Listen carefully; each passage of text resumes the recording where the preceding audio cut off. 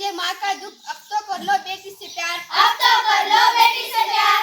अरे बेटी को मार दोगे तो दुल्हन कहाँ से लाओगे, वंश कैसे आगे बढ़ाओगे।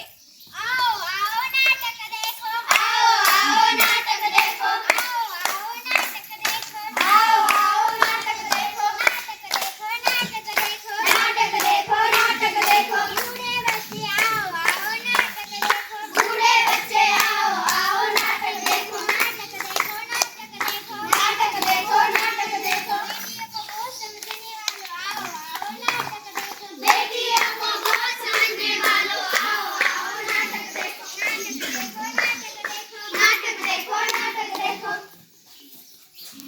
क्या तुमने कल की न्यूज़ देखी? हाँ देखी ना, हजारों लड़कियों को जन्म लेते ही मार दिया जाता है, इसलिए कि सबको बेटा ही चाहिए। सही है, लेकिन और एक कारण है, आज महिलाओं के साथ क्या क्या हो रहा है, क्या क्या हो रहा है, क्या क्या हो रहा है। बाल विवाह, भ्रूण हत्या और शोषण।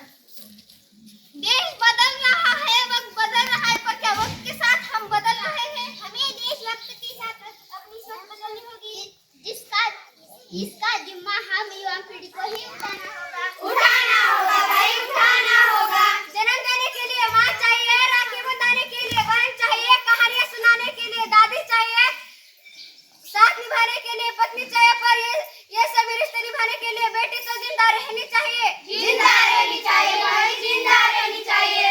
इंडिया को भारत माता और मदर इंडिया कहते हैं। जब एक बेटी पैदा होती है तो उसे मार दिया जाता है, क्या ये इंसाफ है, क्या ये इंसाफ है। भारत में माँ दुर्गा और लक्ष्मी की पूजा की जाती है और उनके नन्हे रूपों को जन्म लेते ही मार दिया जाता है, क्यों, ऐसा क्यों? ऐसा कोई काम नहीं जो बेटियां न कर पाएगी। बेटियां तो आसमान से तारे तोड़ लाएगी। ओलंपिक में मेडल लाया जिसने, मनु भाकर नाम हुआ